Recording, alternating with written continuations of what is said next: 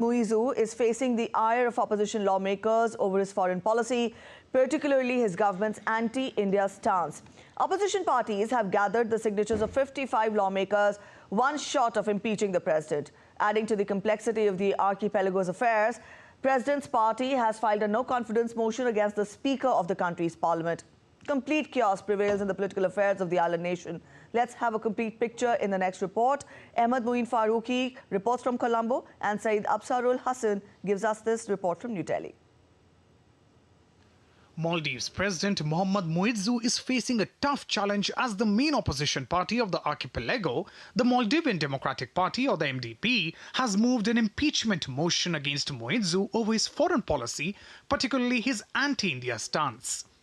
The Maldivian Democratic Party, along with the Democrats, has gathered the signatures of 55 members, just one short of impeaching the president.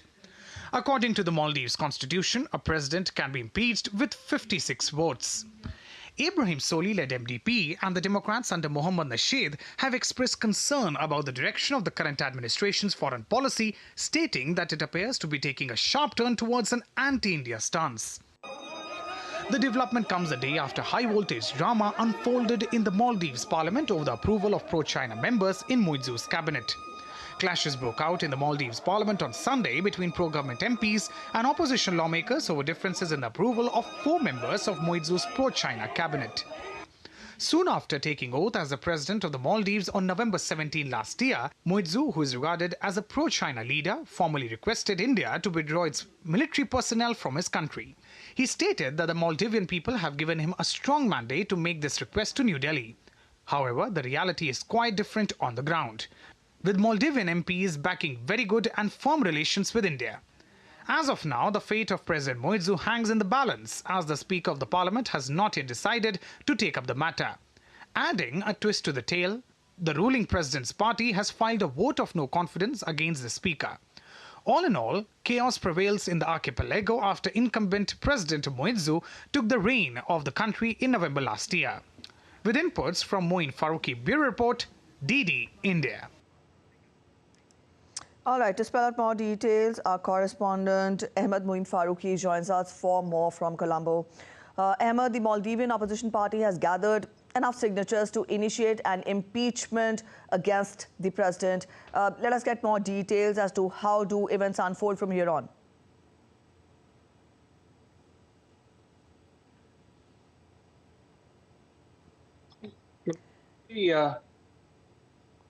Yes, you see, there have been tremendous developments in the archipelago nation of Maldives over the last few weeks. We had seen that the India Out campaign, on the back of which President Muizzu had run the election campaign and come victorious to be elected as president. Thereafter, he had decided that India would not be his first port of call after assuming his position as the president. There had also been a few developments, like the deputy ministers of his cabinet, of his government, had commented against India, the Indian people, and the Indian Prime Minister Narendra Modi. However, yesterday, the day before yesterday, what we had seen in the Majlis, the Parliament of Maldives, was something that was quite surprising. There had been a ruckus on the proceedings of the Majlis were stopped by the ruling coalition members because they had assumed that they were told that the 4 appointments into the cabinet of Muizzu government would be rejected by the Majlis, and that had led to a huge ruckus in the Majlis. Now, what stands is that the opposition parties, the MDP, Maldivian Democratic Party, and the Democrats, currently they have 55 members in the Majlis. Currently, the strength of Majlis stands at 81, and they have sufficient numbers for moving the impeachment motion. As of now, what we see is that the numbers are definitely neck to neck, and there is a possibility that it could actually, in real terms, go through. So we just have to wait and see how the entire events would unfold in Maldives as of now, Preeti. All right, there is uncertainty, but according to the Maldivian law, Ahmed, help us explain, does the president have any options up his sleeves? You see, Preeti, actually, the Article 100 of the 2008 Constitution provides for removal of president or the vice president. And as such, there have to be clear grounds on which either of these officials would have to be impeached. The three grounds that provide for are one is going against the tenets of Islam. Second is basically with regard to performing, unable to perform activities as the president or vice president, and thirdly, doing something that is unbecoming on part of the position as president or vice president. Now here, the opposition parties would primarily be talking about the kind of stance that the government under President Muhammad Muizzu has been taking with regard to the relations with the longest standing partner, that is India. And India being a close ally for Maldives from times immemorial, they had initially, I think about a week back, the two parties had come together with a joint statement in which they had criticized the Muizzu government for the kind of stance they have been adopting with regard to India. And they had also talked about taking steps. And this is probably the step that they had decided about. And we just need to see how it goes about.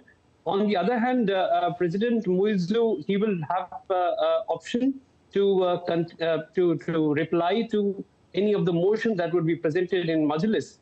He will have 14 days time to prepare and provide for the reply. And if after that, there is a possibility that motion would be put to vote. If he gets the numbers on his side, then he can definitely come out as the victorious one. All right. As the fallout of the impeachment, Ahmed, who are the next contenders for the post there? As of the Constitution provides for the vice president to be named as the president in his stead if the president is impeached, and that would be Hussein Latif. He is a member of the PNC, and he fought alongside Muhammad Muizzu in the presidential elections in September 2023. So if the impeachment goes through, he would be the most likely candidate as per the Article 100 of the Maldives Constitution. All right. Is it a little too early to ask if the political crisis in the country would have a bearing on its say, image on the global page, or for that matter, will it have any repercussions in the region, Ahmed? See, primarily speaking, this is something that has happened in a very unprecedented manner. A diplomatic row that has erupted by the current Maldives government, the members of the government, and the kind of repercussions we have seen on social media. Social media nowadays has become very active, and as such has a tremendous impact on our daily lives. And the kind of global scale that it has definitely been brought into the global limelight. Yes, the developments would definitely have a major implication, primarily because a democratically elected president, if the Majlis, you see the system of checks and balances in Maldives is such that a democratically elected president can bring in any member as his in his cabinet, and that has to be ratified by the Majlis, that is the Maldivian parliament. And the parliament also is legally allowed to impeach a president if they have sufficient numbers and sufficient cause. And as of now, they are indicating that they have sufficient cause for moving such a motion, and they also are indicating that they have sufficient numbers in terms of the signatures or in terms of the strength in the parliament, in Majlis. However, it is still, a neck and neck. We do not know how things will pan out. But considering that it will be a very short stint for a president who has been elected democratically, and the kind of the fallout that has happened till now, and how people would perceive it inside Maldives itself, because you see, the parliament is also going into elections in March this year. So a lot of implications will be there locally as well as on global scale as well. All right, Ahmed, we'll leave it here. Thank you so much for joining in with those details and explaining the political scenario, the political crisis